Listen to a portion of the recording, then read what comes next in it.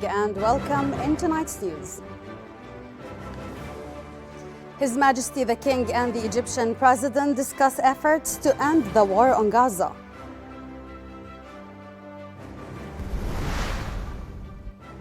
The lower house of Parliament continues its deliberations over the 2024 state budget draft law.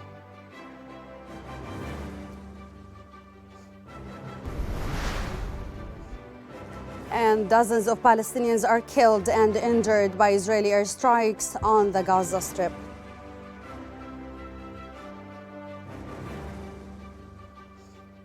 Welcome again. I'm Samah, talala. His Majesty King Abdullah and the Egyptian President Abdullah al-Sisi stressed the importance of maintaining coordination and efforts aimed at a ceasefire in Gaza, protecting civilians and ensuring the delivery of humanitarian aid.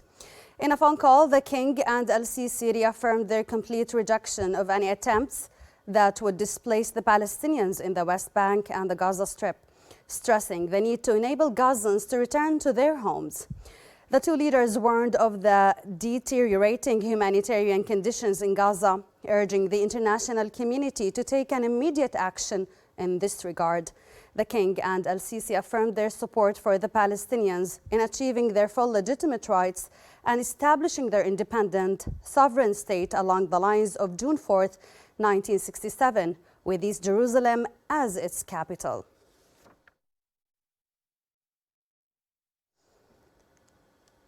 Lawmakers urged curbing the deficit and achieving self-reliance as the lower house continues to debate the 2024 draft state budget for the fourth day in a row.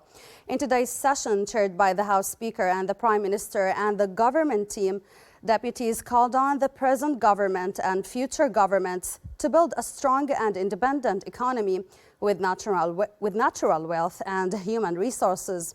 The lawmakers also pointed out the magnitude of economic challenge in Jordan due to the budget deficit it has been facing over many years, which has increased the unemployment rate in the kingdom.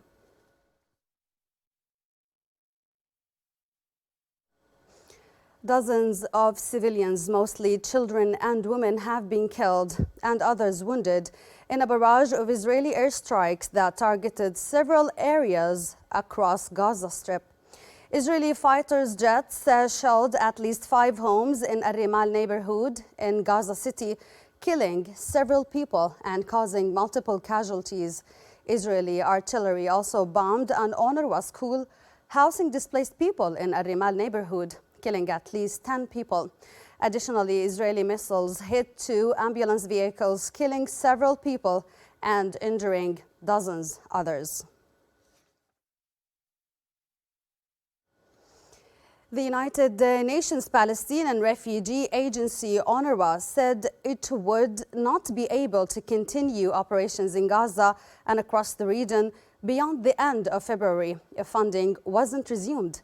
A number of countries, including the United States, Germany, and Britain, have paused their funding to the aid agency in the wake of allegations that 12 UNRWA staff being involved in the October 7th attacks by Hamas.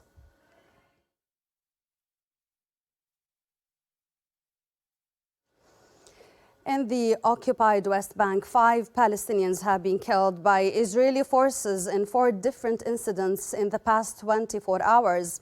Israeli soldiers shot and killed a Palestinian in the town of Al Yamoun near Jenin after storming several houses in the town. In a separate incident, a Palestinian young man was killed and another was seriously injured during confrontations with the occupation forces in the town of Dura, south of Hebron. The occupation forces also killed a Palestinian child in a town southeast of Bethlehem City.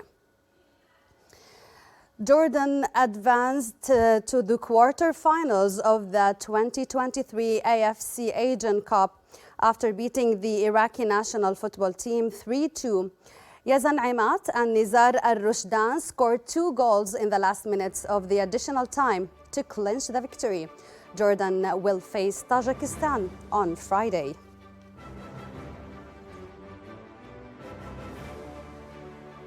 That's it for tonight. Thanks for joining.